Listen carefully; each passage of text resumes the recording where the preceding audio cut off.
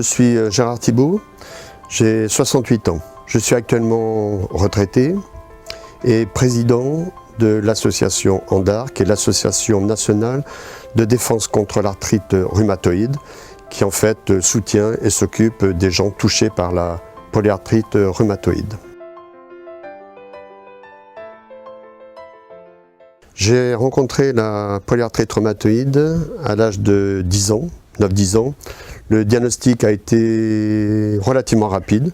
Cette maladie a été pour moi extrêmement invalidante, avec de nombreuses interventions.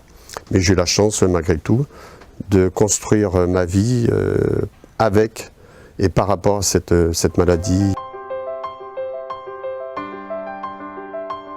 Pour moi, cette maladie, c'était plutôt une maladie de gens âgés, même si j'ai quand même vite déchanté, puisque c'est une maladie qui est très destructive, enfin dans mon cas, très active la nuit. Donc il me laisse quand même des souvenirs extrêmement douloureux. Les années ont passé, tout a été extrêmement compliqué, des études dures, avec des périodes d'hospitalisation importantes.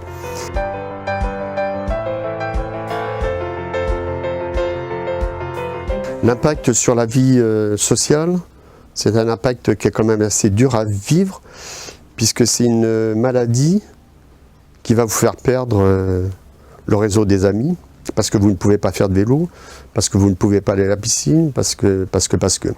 Donc les amis, enfin qu'on croyait amis, s'éloignent très très rapidement, et il faut se recréer un réseau, mais qui est quand même assez restreint. Donc ça, c'est quand même dur à vivre. Ma famille m'a toujours connu, touché par la polyarthrite rhumatoïde, aussi bien mon épouse que mon fils. C'est vrai qu'il y a des moments où il a été quand même très très inquiet. Et puis peut-être j'ai amplifié moi son inquiétude par le fait de ne pas parler de ma maladie en fait. Il a souffert quand même un petit peu. Heureusement, certaines interventions, notamment arthrodèse de cheville, qui sont arrivées mais bien plus tard, m'ont permis de tendre à vivre comme tout le monde. Aujourd'hui, les traitements ont vraiment apporté une qualité de vie très intéressante, surtout lorsqu'on est diagnostiqué très rapidement. On mène des combats, la maladie en gagne, mais à titre personnel, on en gagne beaucoup aussi. Et puis, sans que ce soit une partie de plaisir, mais c'est quand même bien souvent des collections de victoires qui sont extrêmement intéressantes et puis voire enrichissantes. Il y a 58 ans, le soutien psychologue, sophrologue, etc. n'existait pas. J'ai passé vraiment sous silence cette polyarthrite rhumatoïde et je l'ai gérée seul. Je le déconseillerais, mais ça a été vraiment ma façon de vivre avec cette maladie, d'installer le silence autour de moi. Et les médecins le disent aussi. Je pense que la réussite, c'est 40% du moral et après 60% dans le camp du professionnel de santé. Mais si dans les 40%, on n'est pas extrêmement performant, les choses sont très compliquées.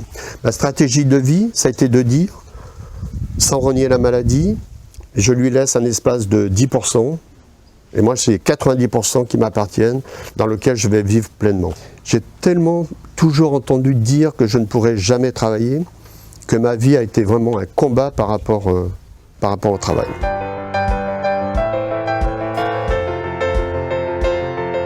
L'engagement professionnel nous transporte et nous aide vraiment à vivre avec cette maladie.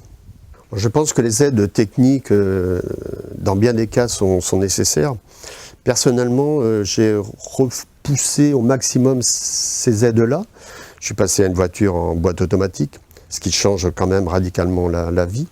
Après, j'ai des aides, mais de par les ergots, genre des attelles pour la nuit quand même, qui évitent des déformations, ayant les deux chevilles vissées par deux arthrodèses. Même si ça paraît simple, enjamber, aller dans le bac à douche, c'est très compliqué. Donc j'ai fait moi-même installer un bac à douche sans grande dénivellation. Au niveau gouvernemental, il y a des aides justement pour l'accessibilité à la maison.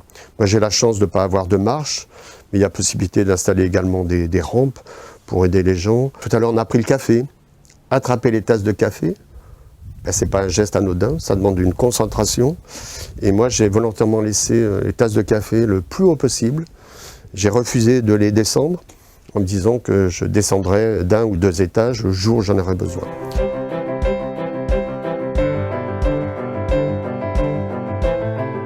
Moi, dans mon quotidien, je suis en attente d'une prise en charge sur le plan thérapeutique qui pourrait être encore meilleure au travers des nouveaux traitements qui sont arrivés sur le marché. Pouvoir dormir la nuit, ça c'est vraiment des situations à laquelle on ne pouvait pas penser avant. Ce que j'attendrais également, c'est qu'on parle de plus en plus dans le cas de cette maladie, d'un état de rémission. Nous, on attend beaucoup de la recherche, qu'il y ait encore des nouveaux traitements. Il faut savoir que quand on est touché jeune, dans le cadre des arthrites juvéniles idiopathiques, on est vraiment là dans des maladies rares, et la prise en charge des arthrites juvéniles idiopathiques sont encore différentes et plus compliquées que les polyarthrites rhumatoïdes. Donc c'est vrai que nous, on attend, lorsqu'on a été touché jeune, vraiment encore des révolutions sur le plan thérapeutique.